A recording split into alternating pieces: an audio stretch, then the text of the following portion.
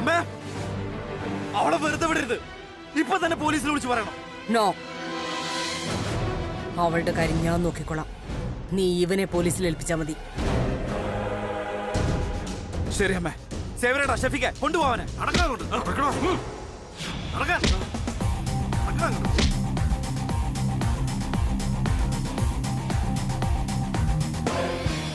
അല്ല ആനന്ദേ, നീ എങ്ങനെയാ കറക്റ്റ് സമയത്ത് ഇവിടെ എത്തിയത്? കല്യാണിയെ കൊല്ലാൻ ഗുണ്ടകൾ വരുമെന്ന് നിനക്കറിയായിരുന്നോ? ഇളമേ, ഞാൻ ഉറക്കം വരാതിരുന്നപ്പോ പെട്ടെന്നൊരു ഇൻഡ്യൂഷൻ. കല്യാണിക്ക് എന്തോ അപകടം സംഭവിക്കാൻ പോകുന്നതായിട്ടാ തോന്നിയത്.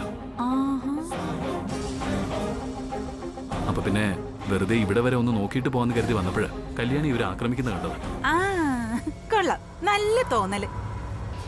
ഇതൊക്കെ കേൾക്കുമ്പോഴേ ഏതോ സിനിമാ കഥ പോലെയാ തോന്നുന്നേ. ആയിക്കോട്ടെ, സിനിമയെങ്കിൽ സിനിമ.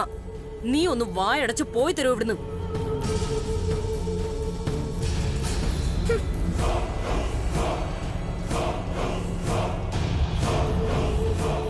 ആനന്ദ്, ആദ്യം പോയി ആ മുറിവിൽ മരുന്നിട്. സുജാത മാഡം.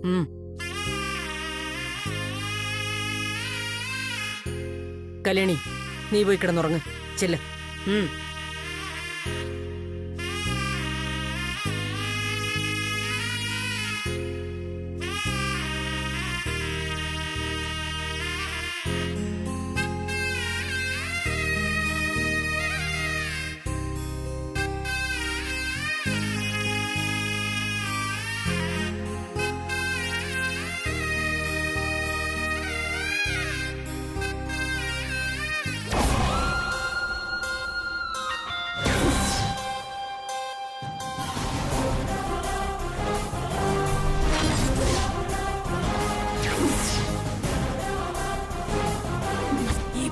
വർമ്മയുടെ കഴുത്തിൽ ഒരാൾ താലി കെട്ടുന്നുണ്ടെങ്കിൽ അത് ഈ ആനന്ദ് തന്നെയായിരിക്കും. അതിനുവേണ്ടി വേണ്ടി വന്നാൽ എന്റെ ജീവൻ കളയാൻ വരെ ഞാൻ മടിക്കില്ല. ജീവൻ എടുക്കാനും.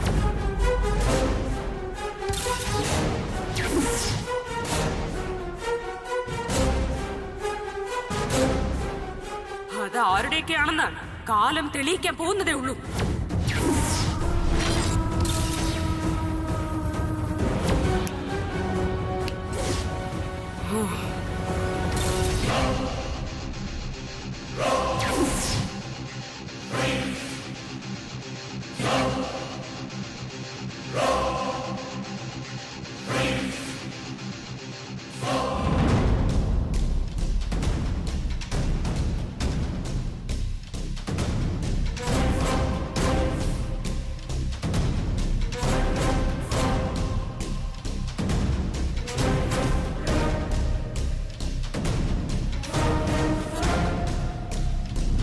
ആ അടുക്കളക്കാരിയുടെ കഥ കഴിച്ചിട്ട് വിളിക്കാന്ന് പറഞ്ഞമാര് ഇതുവരെ വിളിച്ചില്ലല്ലോ.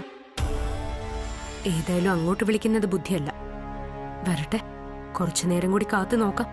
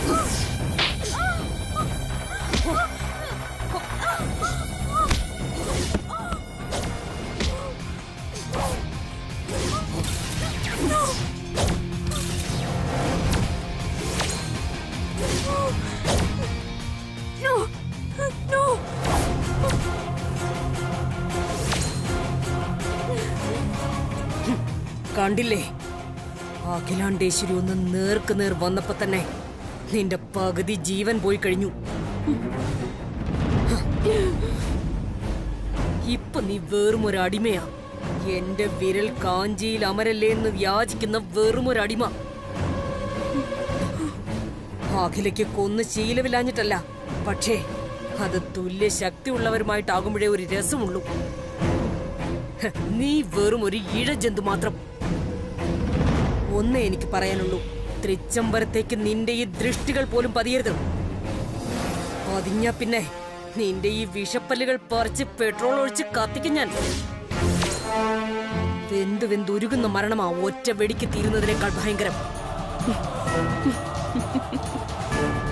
Sorry aunty.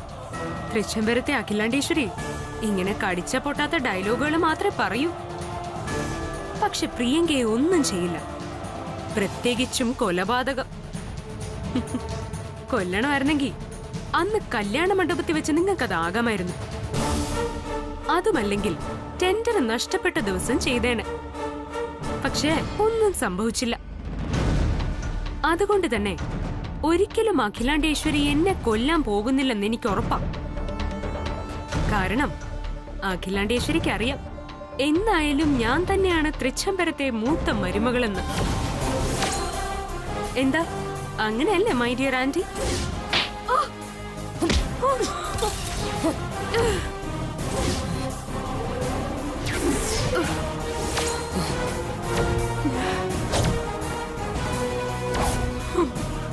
നോക്ക്, നീ ഒരു പെണ്ണായതുകൊണ്ട് മാത്രമായി ഇതുവരെ നിന്റെ ജീവൻ ഞാൻ എടുക്കാതിരുന്നേ. പക്ഷേ നീ ആ പാവം കല്യാണിയെ കൊല്ലാൻ ആളിനെ അയച്ചതാ നിനക്ക് പറ്റിയ തെറ്റ്. എനിക്കോ എന്റെ കുടുംബത്തിനോ എന്തെങ്കിലും സംഭവിച്ചാൽ ഞാനങ്ങ് സഹിക്കും. പക്ഷേ എന്നെ വിശ്വസിച്ച് കൂടെ നിൽക്കുന്ന ജോലിക്കാർക്ക് എന്തെങ്കിലും സംഭവിച്ചാ നേരത്തെ പറഞ്ഞ ഒരു സൗജന്യവും ഞാൻ ഇനി നിന്നോട് കാണിക്കില്ല. കൊന്നുകളയും നിന്നെ ഞാൻ, ഒരു ദയവും ഇല്ലാതെ. ഇത് അവസാനത്തെ warning, last and final. Mind you.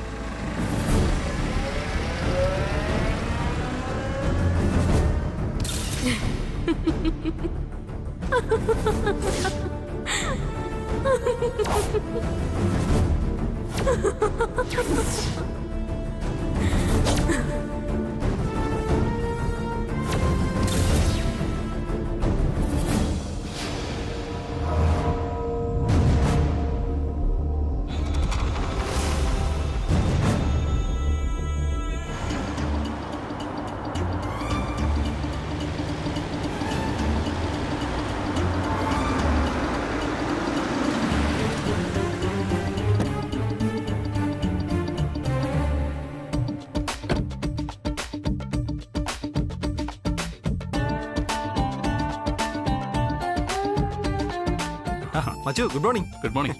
എവിടെ എന്റെ കയ്യൊന്ന് നോക്കട്ടെ. ഹേയ്, ഇത് വെറും ചീള് കേസ്. ഞാൻ കരുതി കള്ളനെ പിടിക്കാൻ നീ വലിയ സ്റ്റണ്ടൊക്കെ നടത്തി ഉഗ്ര മുറിവൊക്കെ വെച്ച് കെട്ടിയിരിക്കുകയാണെന്ന്. അത് ശരി. അപ്പൊ ഞാൻ ചാവാൻ കിടക്കുന്നത് കാണാനായിരുന്നു നിനക്ക് ആഗ്രഹം അല്ലേ? കൊള്ളാടാ, നീയാണ് യഥാർത്ഥ ഫ്രണ്ട്. ഒന്ന് പോടാ അവിടുന്ന്. രാവിലെ ഞാൻ വെറുതെ ഒന്ന് തമാശയല്ലേ. ആ പിന്നെ, ഇങ്ങനെ വീട് കയറി ആക്രമിച്ചതിന് നീ ആ പ്രിയങ്കയോട് പ്രതികാരമൊന്നും ചെയ്യുന്നില്ലേ? തൃച്ചംബരത്തിന്റെ പ്രതികാരത്തിന്റെ കണക്ക് നീക്കവും അമ്മ അഖിലാണ്ടേശ്വരിയുടെ വകുപ്പാ. ഞങ്ങൾക്ക് അവിടെ പ്രവേശനമില്ല. അല്ലെങ്കിൽ ഇങ്ങനെ തരംതാണ പണി ചെയ്ത് അവളോട് ഞാൻ ചോദിച്ചേനെ. ഭാഗ്യത്തിന് അനിഷ്ടമൊന്നും സംഭവിച്ചില്ല. ഒരുപക്ഷെ കല്യാണിക്ക് എന്തെങ്കിലും സംഭവിച്ചിരുന്നെങ്കിൽ അവളെ കൊന്നിട്ട് ഞാൻ ജയിലിൽ പോവായിരുന്നു. അത് കളയാനന്ദ ഒന്നും സംഭവിച്ചില്ലല്ലോ. ഇനി നീ അതാലോചിച്ച് മനസ്സ് ചൂടാക്കണ്ട. അതല്ലടാ, ഒരുപക്ഷെ ആ സമയത്ത് ഞാൻ അവിടെ എത്തിയില്ലായിരുന്നെങ്കിൽ കല്യാണിയുടെ അവസ്ഥ എന്താവുമായിരുന്നു? കഥ പാടെ മാറില്ലേ? ശരിയാ, കല്യാണിയുടെ കാര്യം ആലോചിച്ചാൽ കഷ്ടം തന്നെയാണ്. പക്ഷെ മച്ചു, എനിക്കതല്ല. കല്യാണിയുടെ കാര്യത്തിൽ ഇത്രയും കരുതലുള്ള നീ കല്യാണിയെ പ്രേമിക്കുന്നില്ല എന്ന് പറയുമ്പോഴാ എനിക്ക് മനസ്സിലാവാത്തത്. ഓ തുടങ്ങി. ഇന്നെന്താ അതിലേക്ക് വരാത്തെന്ന് ചിന്തിച്ചിരിക്കായിരുന്നു ഞാൻ. മച്ചു, ഇത്രയും നാളും പ്രിയങ്കയെ കല്യാണം കഴിക്കാൻ പോകുന്ന കമ്മിറ്റ്മെന്റ് കൊണ്ട് ഉള്ളിലെ പ്രേമം മറച്ചു വെക്കേണ്ടി വന്നു എന്നൊക്കെ വേണമെങ്കിൽ പറയായിരുന്നു. പക്ഷേ ഇപ്പൊ അത് മുടങ്ങിയില്ലേ? ഇനിയെങ്കിലും നിന്റെ ഉള്ളിലെ ആ പ്രേമം ഒന്ന് തുറന്നു പറഞ്ഞുകൂടെ? ഒന്നുമില്ലെങ്കിലും ഞാൻ നിന്റെ ബെസ്റ്റ് ഫ്രണ്ട് അല്ലേടാ.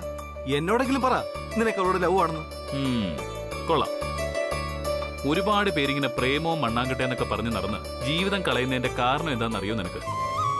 നിന്നെ പോലെയുള്ള കൂട്ടുകാര് ഇല്ലാത്തതുണ്ടെന്നും പറഞ്ഞ് മനസ്സിൽ ആവശ്യമില്ലാത്ത ആഗ്രഹങ്ങൾ ഉണ്ടാക്കി വെക്കും. അവസാനം വല്ല ട്രെയിനിനടിയിലോ മദ്യഷാപ്പിലോ ഒക്കെ ആയിരിക്കും അവരുടെ ജീവിതം തീരുന്നത്. കഷ്ടം തന്നെ. സോറി ആനന്ദേ, നീ പറയുന്ന പോലെ ഒരു കൂട്ടുകാരനല്ല ഞാൻ. നിന്നെ ഗൈഡ് ചെയ്യലാണ് എന്റെ ഡ്യൂട്ടി. കൺഫ്യൂസ് ചെയ്ത് വഴി തെറ്റിക്കില്ല. ശരി, അത് വിട്. എനിക്കൊരു സംശയമുണ്ട്, നീ അതിനുത്തരം പറ. എന്ത് സംശയം? അതല്ല, ഈ രാത്രിയിൽ കല്യാണിയെ കൊല്ലാൻ വന്നവരുടെ മുമ്പിലേക്ക് നീ എങ്ങനെ വന്നു ഇത്ര കൃത്യമായിട്ട്? അത് റൂമിലിരുന്നപ്പോഴേ എന്റെ മനസ്സിൽ കല്യാണിക്ക് എന്തോ ആപത്ത് സംഭവിക്കാൻ പോകുന്നു എന്നൊരു തോന്നല്. അതാ ഞാൻ കല്യാണിയുടെ അടുത്തേക്ക് പോയത്. അതുകൊണ്ട് കല്യാണിയെ രക്ഷിക്കാൻ പറ്റി. മനസ്സിലൊരു തോന്നൽ വന്നു പറഞ്ഞില്ലേ?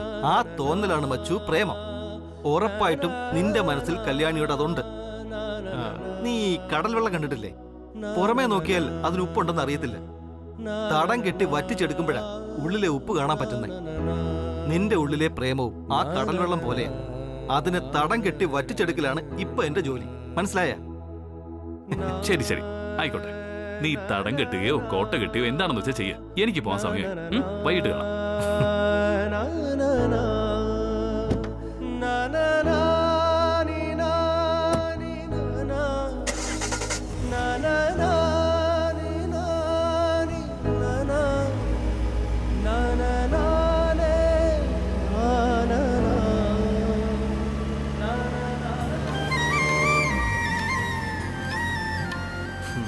നീ നോക്കിക്കോ മച്ചു, നിന്റെ പ്രണയത്തെ ഞാൻ കൃത്യമായിട്ട് കാച്ചി കുറുക്കിയെടുക്കും. നിന്നെ കൊണ്ട് തന്നെ അത് പറയിപ്പിക്കുകയും ചെയ്യും. ഇത് ശബരിയുടെ വാക്കാ.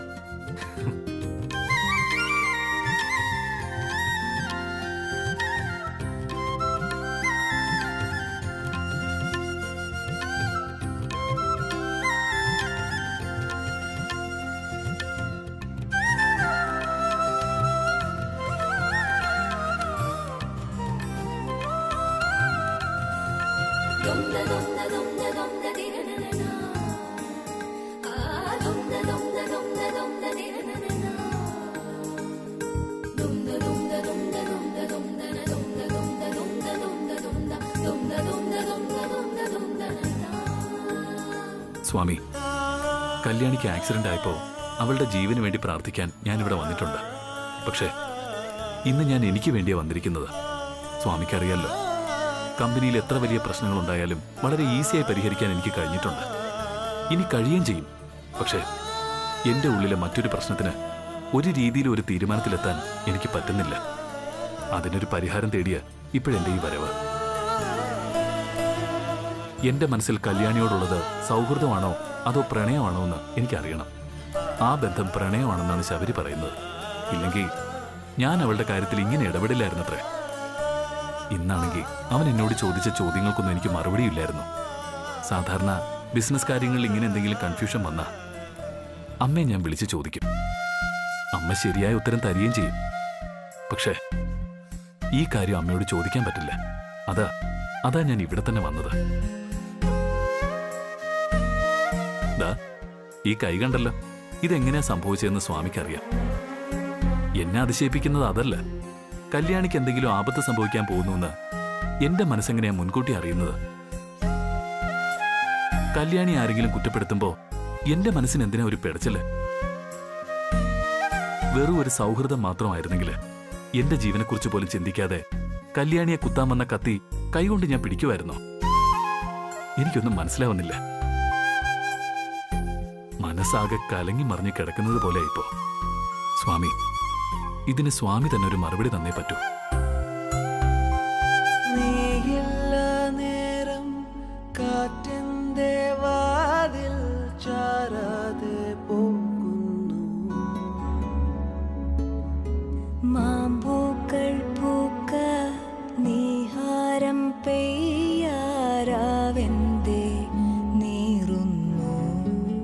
ഇതാ പ്രസാദം.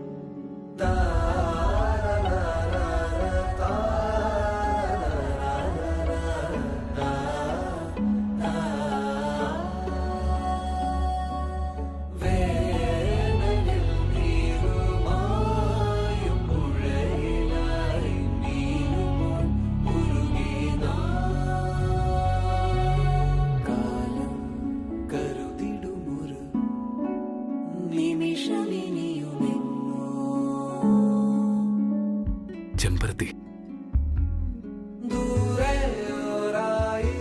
അതിലില്ലാത്ത പ്രണയത്തിന്റെ അടയാളമായി ഈ പൂവ്.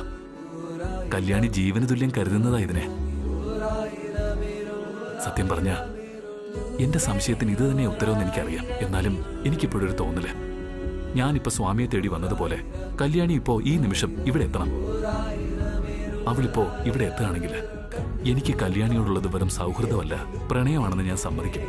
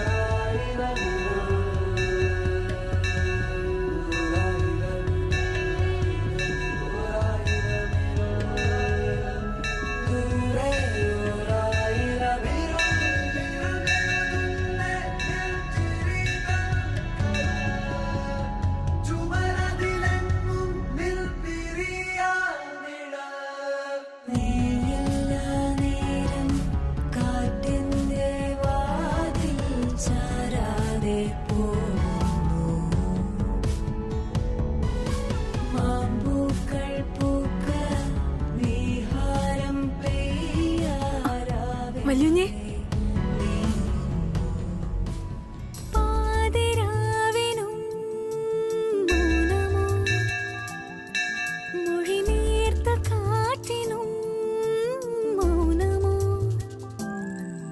അറിയാതെ പോകുന്നൊരീ അനുരാഗമാം പ്രാവിനെ തിരയവേ അലയവേ മിഴി കാത്തിടുന്നതാരെ ആരെ ആരെ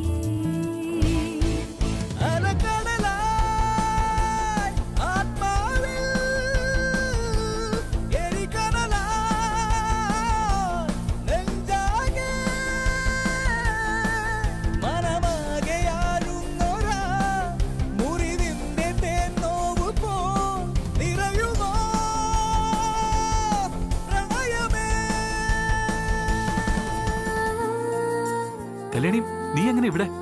ഞാൻ വല്യുഞ്ഞിന് വേണ്ടി പ്രാർത്ഥിക്കാൻ വന്നതാ. എനിക്ക് വേണ്ടി പ്രാർത്ഥിക്കാനോ? അതെ, എനിക്ക് വേണ്ടിട്ടല്ലേ വല്യുഞ്ഞ് കയ്യില് മുറിവേറ്റ് വാങ്ങിയത്. അത് പെട്ടെന്ന് സുഖമാവാൻ സ്വാമിയോട് പ്രാർത്ഥിക്കാൻ വന്നതാ. സത്യത്തില് എനിക്ക് അതിശയായിപ്പോയി. വല്യുഞ്ഞിനെ ഇവിടെ പ്രതീക്ഷിച്ചതേയില്ല. എന്തു പറ്റി പെട്ടെന്ന് അമ്പലത്തിലേക്കൊക്കെ വരാൻ? ദൂരെന്ന് കണ്ടപ്പോ ഇത് വല്യുഞ്ഞ് തന്നെയാണോന്ന് എനിക്ക് സംശയമായിരുന്നു. ഈ വഴി വന്നപ്പോ അമ്പലത്തിലൊന്ന് കയറണമെന്ന് തോന്നി, അതാ കയറിയത്. നന്നായി. വല്യുഞ്ഞിന്റെ മുഖത്ത് ഇന്ന് പതിവില്ലാത്തൊരു സന്തോഷമുണ്ട്. അത് നല്ലതാ. അതെ, അത് നല്ലതായി. മനസ്സിനാകെ കൺഫ്യൂഷനായിരുന്നു. സ്വാമിയും ദേവിയും കണ്ട് തൊഴുതപ്പോ അത് മാറിക്കിട്ടി. അതായി സന്തോഷം. സ്വാമി, തമ്പുരാനെ, വല്യുഞ്ഞിന്റെ ഈ സന്തോഷം എന്നും അങ്ങനെ തന്നെ ഉണ്ടാവണേ. നമുക്കിനി അകത്തേക്ക് പോയാലോ വല്യുഞ്ഞെ? കല്യാണി പൊയ്ക്കോ, ഞാൻ കുറച്ച് കഴിഞ്ഞിട്ട് വരാം. ശരി.